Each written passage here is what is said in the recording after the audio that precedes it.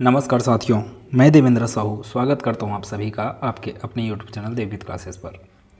सामान्य ज्ञान के टॉपिक्स को कवर किया जा रहा था, उसी कड़ी में आज के टॉपिक में हम लोग अनुच्छेद 1 से लेके अनुच्छेद 11 तक डिस्कस करने वाले हैं। ये एग्ज़ाम में बहुत मोस्ट इम्पॉर्टेंट है, ऐसा वाला तो टॉपिक नहीं है ये, लेकिन कभी कभी आपके पास PSC के पेपर में, व्यापम के पेपर में पूछे जाते हैं। आपको अगर शिक्षक भर्ती की तैयारी कर रहे हैं तो वर्ग 2 वालों के लिए इसको पढ़ना आवश्यक है, लेकिन वर्ग 3 के लिए अगर जा रहे हैं तो इसको सरसरी तौर पे पढ़ लें, उतना इम्पोर्टेंट नहीं है वर्ग 3 के लिए, ठीक है। लेकिन वर्ग 3 के लिए अनुच्छेद 12 से लेके 35 तक अर्थात मूल अधिकारों को पढ़ना अति आवश्यक है, जो कि अगले वीडियो में रहेगा। अभी इस वीडियो में मैं बात करने वाला हूँ अनुच्छेद 1 से लेके अनुच्छेद 11 अर्थात भाग 1 और भाग 2। भारतीय संविधान में टोटल 22 भाग हैं। भारतीय संविधान में टोटल 22 भाग हैं। इन 22 भागों को 395 अनुच्छेद हैं टोटल, जिनको 22 भागों में विभाजित किया गया है। तो आपको सिलेबस भी दिख रहा होगा स्क्रीन पर कि आपको सिलेबस के अनुसार क्या क्या चीज़ें पढ़ना है। लेकिन एक बात याद रखिएगा कि मुख्य संवैधानिक प्रावधान लिखा है आपके पास, पहला ही टॉपिक। अब ये कोई अध्याय नहीं है आपके बुक वगैरह में, ठीक है। मौलिक कर्तव्य आपको तो मिल जाएगा एक चैप्टर के रूप में, वैसे मौलिक अधिकार मिल जाएगा चैप्टर के रूप में, लेकिन मुख्य संवैधानिक प्रावधान ये कोई आपका चैप्टर नहीं है। इसमें आपको जितना भी संविधान में जो भी चीज़ें हैं वो पढ़ना है, इस चीज़ को समझें। अर्थात आपको अनुच्छेद 1 से लेकर अनुच्छेद जो मैं 11 बोल रहा हूँ वो भी पढ़ना जरूरी है, ठीक है। तो क्लास को मैं आगे बढ़ा रहा हूँ, देखते रहेंगे ध्यान से। मैं अनुच्छेद 1 से लेकर 11 तक अच्छे से बता रहा हूँ, तो ध्यान से देखिएगा क्लास को। सबसे पहले लिखा है यहाँ पे अनुच्छेद 1, भारतीय संविधान का अनुच्छेद 1 क्या बोलता है। अनुच्छेद 1, India that is Bharat shall be a union of states. ये इंग्लिश में आपको मिलेगा, ठीक है। और इसका हिंदी नाम क्या है, भारत का नाम, अर्थात भारत का नाम क्या है, इंडिया अर्थात भारत। अब ध्यान से सुनिएगा, यहाँ से प्रश्न क्या बनेगा आपके पास। बोलेगा अनुच्छेद 1 में भारत को किस नाम से संदर्भित किया गया है। तो वहाँ पे अगर ऑप्शन रहा हिंदुस्तान, ठीक है, तो हिंदुस्तान संदर्भित नहीं किया गया है। अच्छे से याद रखिएगा, भारत को क्या बोला गया है, इंडिया बोला गया है। और मोस्ट इम्पॉर्टेंट बात यह है, भारत क्या है, राज्यों का संघ है, राज्यों का संघ। अर्थात यहाँ पे सभी राज्य मिलकर भारत का निर्माण कर रहे हैं, इस बात को बोला है। ये लाइन पूछा गया है बार बार एग्जाम में कि भारत क्या है, राज्यों का संघ बोला गया। अनुच्छेद 1 में भारत को क्या बोला गया है, राज्यों का संघ बोला गया है करके अच्छे से याद रखना है। आगे और पढ़ें, भारत का क्षेत्र केवल राज्यों तक सीमित नहीं है, बल्कि इसमें राज्य, केंद्र शासित प्रदेश, ठीक है। अभी कितने राज्य हैं अपने पास, 28 राज्य और 8 केंद्र शासित प्रदेश। और आने वाले समय में मान लो भारत के 28 राज्य और 8 केंद्र शासित प्रदेश के अलावा आसपास के क्षेत्रों को अगर भारत में शामिल किया जाए, ठीक है, संसद के नियम के अनुसार, और भविष्य में अर्जित क्षेत्र भी फिर इसमें क्या हो जाएंगे, शामिल भविष्य में ना। अभी ज़बरदस्ती का नहीं कि किसी के क्षेत्र को आप हथिया लिए, ऐसा नहीं, ठीक है। और अनुच्छेद 1 में अंबेडकर जी ने क्या कथन दिया, इसके अनुसार अनुच्छेद 1 के बारे में क्या बोले, भारतीय संघ राज्यों के बीच समझौते का परिणाम नहीं है, बल्कि यह राज्यों में प्रशासनिक सुविधा हेतु बांटा गया है। कथन के रूप में पूछा जाता है कभी कभी प्रश्न, तो उसके लिए इसको कर सकते हैं आप कि ये कथन किसने दिया है, तो डॉक्टर भीमराव अंबेडकर ने दिया। भारत के संविधान में संघीय शासन शब्द का प्रयोग कहीं भी नहीं किया गया है। ये बार बार आता है एग्जाम में कि संघीय शासन का प्रयोग किया गया है क्या करके, तो संघीय शासन नहीं बोला गया है, क्या बोला गया है, राज्यों का संघ बोला गया है, ठीक है। संघीय शासन शब्द का प्रयोग कहीं भी नहीं किया गया है। संविधान में भारत को राज्यों का संघ कहा गया है, राज्यों का संघ। तो अनुच्छेद 1 पूरा का पूरा किस चीज़ में घूमा है, राज्यों के संघ शब्द में घुमा हुआ है। तो डायरेक्ट याद रखें, अनुच्छेद 1 भारत क्या है, राज्यों का संघ है। अगला देखें, अगला अनुच्छेद है नए राज्यों का प्रवेश या स्थापना। अब जैसे भारत में जितने राज्य हैं, जितने केंद्र शासित प्रदेश हैं, उनके अलावा आसपास का अगर क्षेत्र को संसद के नियम के अनुसार भारत में अगर शामिल किया जाता है तो उसके लिए कौन बैठा हुआ है? अनुच्छेद 2। अर्थात अनुच्छेद 2 के तहत नए राज्यों को भारत में प्रवेश दिया जा सकता है। देखें, पढ़ें एक बार क्या लिखा है। अनुच्छेद 2 बोलता है नए राज्यों का प्रवेश या स्थापना। अनुच्छेद 2 संसद को यह शक्ति देता है। किसको? संसद को। जब भी शब्द आएगा संसद, ठीक है, ध्यान से सुनिएगा, जब भी शब्द आएगा संसद तो इसका मतलब है लोकसभा, राज्यसभा और राष्ट्रपति ना। तो 3 बॉडी मिलकर किसका निर्माण करते हैं? संसद का निर्माण करते हैं। कौन कौन? लोकसभा, राज्यसभा और राष्ट्रपति। संसद कभी भी बोला गया आपके दिमाग में तीनों के तीनों तुरंत आने चाहिए, ठीक है। अनुच्छेद 2 संसद को यह शक्ति देता है कि वह भारत के संघ में नए राज्यों को प्रवेश दे सकती है या नए राज्य स्थापित कर सकती है। अर्थात यदि भारत के बाहर का कोई क्षेत्र भारत में शामिल होता है और उसे राज्य का दर्जा देना हो तो संसद अनुच्छेद 2 के तहत कानून बना सकती है। और इसका उदाहरण मोस्ट इम्पॉर्टेंट है, ये मोस्ट इम्पॉर्टेंट है, ये बार बार एग्जाम में पूछा गया है। सिक्किम इसका महत्वपूर्ण उदाहरण है। 1975 में, 1975 से पहले सिक्किम भारत का अंग नहीं था ना, याद रखेंगे। तो इसको ना 36वें संविधान संशोधन के तहत, 36वें संविधान संशोधन 1975 के तहत भारत का एक राज्य बनाया गया। किसको? सिक्किम को। मोस्ट इम्पॉर्टेंट बात है, इसको अच्छे से दिमाग में रखना है। 36वें संविधान संशोधन के तहत 1975 में कौन शामिल हुआ? सिक्किम भारत का अंग बना। इसके बाद देखें और बात, अनुच्छेद 3 के बारे में बात करते हैं। अनुच्छेद 3 बोलता है राज्यों का गठन और सीमा, नाम में परिवर्तन। अनुच्छेद 3 के अंतर्गत संसद कैसे कैसे कर सकती है? गठन और सीमा नाम में परिवर्तन ना, मतलब भारत में जो राज्य हैं, वर्तमान में जो राज्य हैं, या जैसे कि छत्तीसगढ़ की मैं बात कर रहा हूँ, छत्तीसगढ़ 2000 में अस्तित्व में आया, लेकिन किससे अलग होके आया? मध्य प्रदेश से अलग होके आया। तो उसी के बारे में यहाँ पे बात करेगा। अनुच्छेद 3 के अंतर्गत संसद, अनुच्छेद 3 के अंतर्गत संसद किसी राज्य से क्षेत्र अलग करके नया राज्य बना सकती है। जैसे कि अभी बताया उदाहरण, मध्य प्रदेश से अलग होकर कौन बना? छत्तीसगढ़ बना। या क्या किया जा सकता है? 2 या 2 से अधिक राज्यों को मिलाकर एक बड़ा सा राज्य बना सकती है। या ऐसे किया जा सकता है 2 राज्यों का कुछ हिस्सा लेकर, ठीक है, एक राज्य का एक थोड़ा सा हिस्सा और दूसरे राज्य का थोड़ा सा हिस्सा मिलाकर बनाया जा सकता है एक नया राज्य। इसी के तहत आंध्र प्रदेश भी अलग हुआ। आंध्र प्रदेश से अलग हुआ कौन? तेलंगाना। किसी राज्य का क्षेत्र विस्तार भी किया जा सकता है, कमी भी किया जा सकता है, ठीक है, उसकी सीमा भी बदल सकते हैं। मतलब कि उस, जैसे कि छत्तीसगढ़ की सीमा, छत्तीसगढ़ की उत्तरी सीमा बलरामपुर ज़िले की अगर मैं बात करूं तो बलरामपुर टच कर रहा है किससे? उत्तर प्रदेश से टच करता है। कल के समय में उस उत्तर प्रदेश को टच करने वाले जो सीमा है उसको वहां से हटाया जा सकता है और एक नए ज़िले के रूप में अलग से, मतलब कि संशोधित किया जा सकता है सीमाओं को, ठीक है। तो राज्य की सीमा में परिवर्तन भी कर सकता है, राज्य का नाम भी बदल सकता है। अब इसी के तहत कई नाम बदले हुए हैं, जैसे कि उड़ीसा से क्या हुआ? ओडिशा, ठीक है। केरल से क्या हो गया? केरलम हो गया। पश्चिम बंगाल, बंगाल से क्या हुआ? पश्चिम बंगाल हुआ। ये सब चीज़ें फिर आपके पास इसके उदाहरण के रूप में आप देख सकते हैं। यहाँ पे ये उदाहरण के रूप में आप देख सकते हैं कि नया राज्य बनाना, जैसे कि मध्य प्रदेश से छत्तीसगढ़ अलग हुआ 2000 में, ठीक है, 2000 में ये अलग हुआ है, उसके बारे में बात है। दूसरा, राज्य का नाम बदल लेना, जैसे कि उड़ीसा से क्या हो जाना? ओडिशा हो जाना। राज्य का नाम बदला गया और राज्य की सीमा में परिवर्तन। लेकिन सब चीज़, ये सब शक्तियाँ किसके पास है? संसद के पास है ना। इस बात को अच्छे से ध्यान से याद रखिएगा, संसद के पास है ये शक्ति। किसके पास है? सिर्फ और सिर्फ संसद के पास है। आगे देखेंगे। अब आगे क्या है? अनुच्छेद 3 का सबसे महत्वपूर्ण बात, ध्यान से इसको करना है आपको। उपरोक्त परिवर्तनों से संबंधित कोई भी अध्यादेश राष्ट्रपति की पूर्व अनुमति बिना संसद में पेश नहीं किया जा सकता। अर्थात संसद को लगता है, मतलब कि लोकसभा राज्यसभा को अगर लग रहा है, या लोकसभा या राज्यसभा दोनों में से किसी को लग रहा है कि कहीं पे आपको राज्य की सीमा में परिवर्तन करना है या नए राज्य का गठन करना है, तो उसके लिए जो प्रस्ताव है अध्यादेश, वो आपका राष्ट्रपति अनुच्छेद 123 के तहत उसको जारी करता है।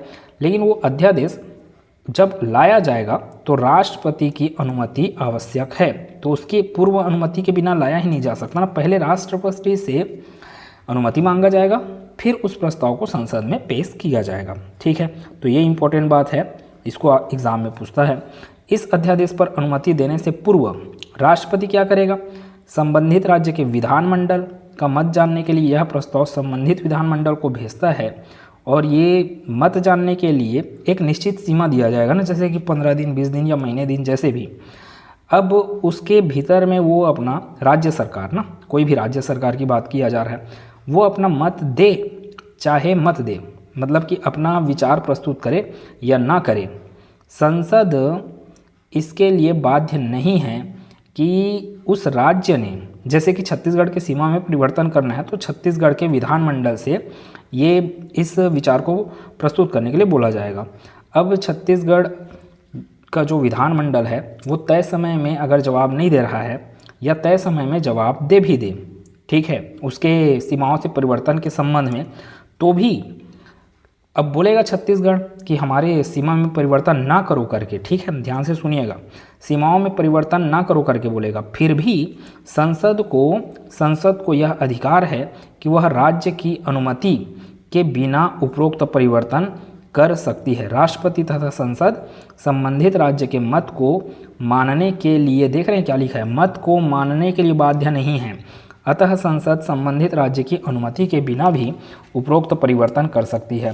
तो अपने को इसमें समझ में आया क्या क्या चीज़, कि ये सिर्फ फॉर्मेलिटी के लिए किया जा रहा है कि उस राज्य को मत मांगा जा रहा है, उसका विचार मांगा जा रहा है कि आपके सीमा में परिवर्तन करना है या नहीं। अगर वह बोल रहा है राज्य कि ना करो करके, सीमा में परिवर्तन ना करो, फिर भी इस बात को मानने के लिए संसद बाध्य नहीं है। इसमें आपका इम्पोर्टेंट पॉइंट है ये राष्ट्रपति वाला, कि अध्यादेश को राष्ट्रपति की अनुमति के बिना आप मतलब पेश नहीं किया जा सकता लोकसभा राज्यसभा में, ठीक है। अब इसके बाद आगे देखें और अनुच्छेद 4 की बात करते हैं। अनुच्छेद 4 क्या बोलता है कि अनुच्छेद 2 और अनुच्छेद 3 के तहत जो भी प्रावधान किए गए वो संविधान के अनुच्छेद 368 के तहत संविधान संशोधन नहीं माना जाएगा।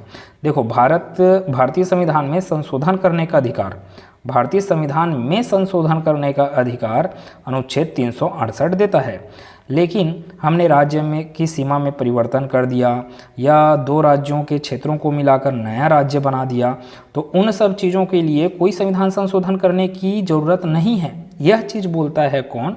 अनुच्छेद 4 बोलता है यही चीज़। अब ये कैसे होगा भाई? ये होगा कैसे फिर?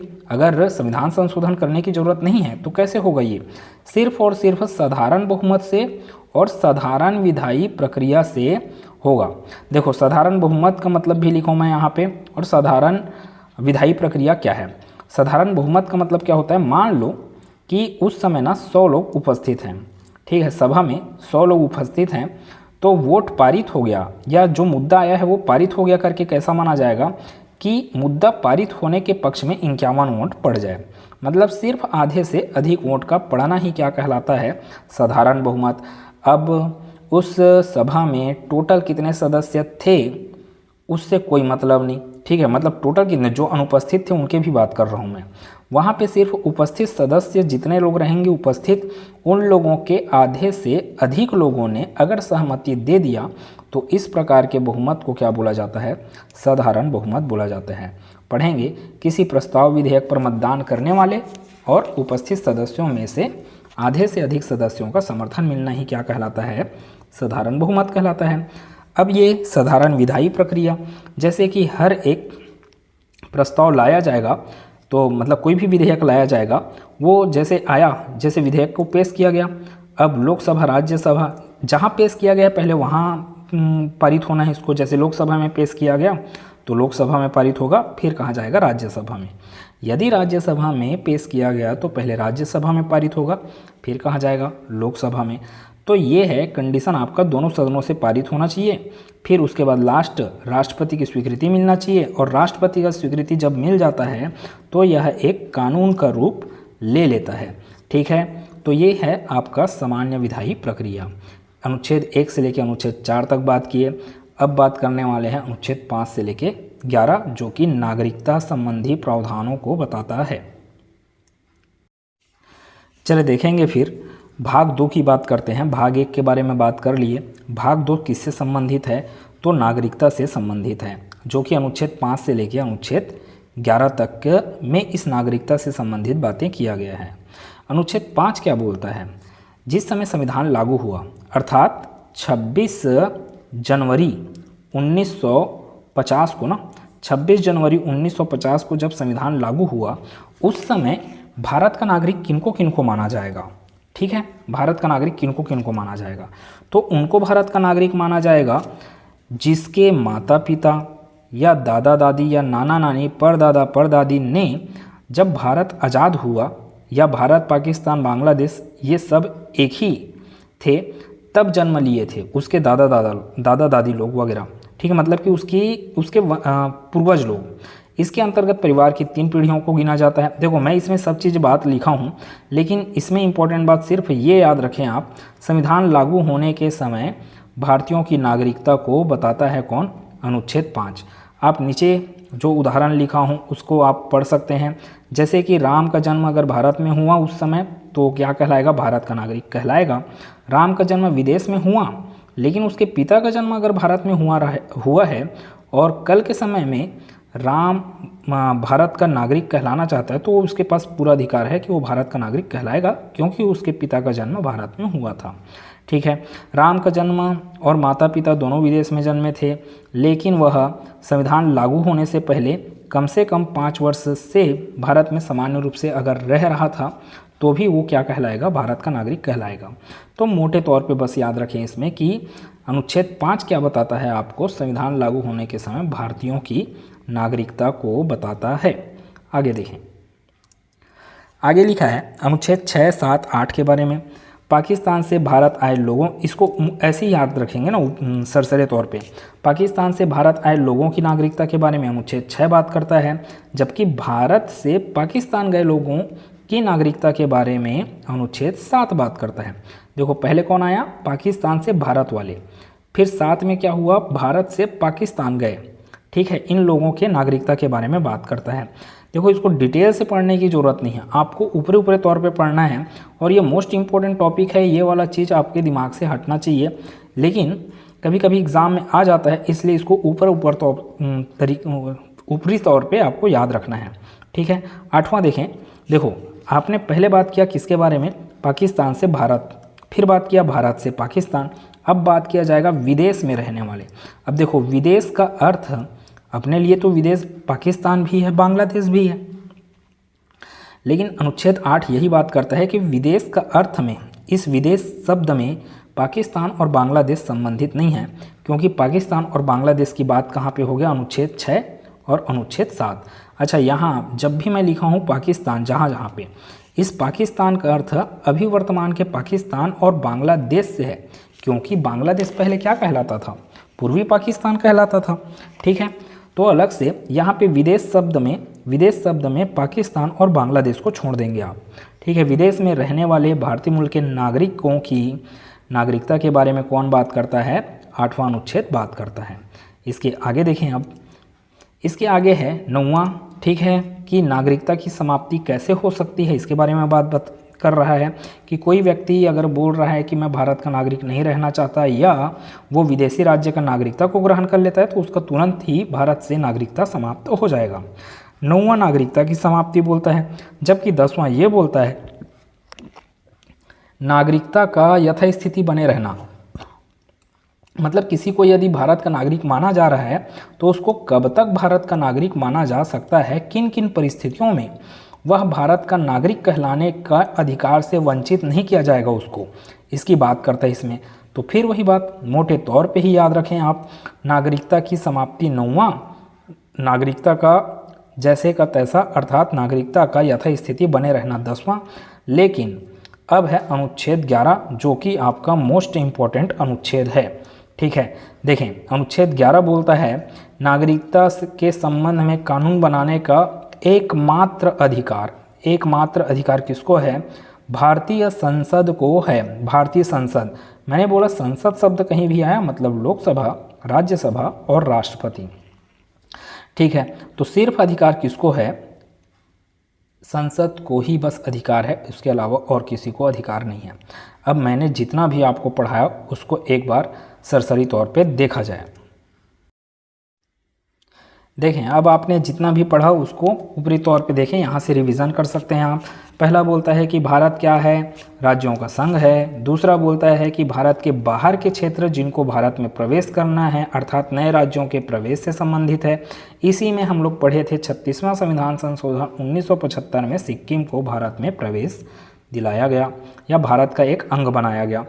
फिर बोलता है तीसरा कि भारत के राज्यों का सीमा में परिवर्तन किया जा सकता है, उनके नाम बदले जा सकते हैं, ये सब चीज़ें। अनुच्छेद 4 बोला कि 368 के प्रावधान लागू नहीं होंगे अर्थात 368 के तहत संविधान संशोधन नहीं माना जाएगा। अनुच्छेद 2 और अनुच्छेद 3 के प्रावधानों को लागू करना।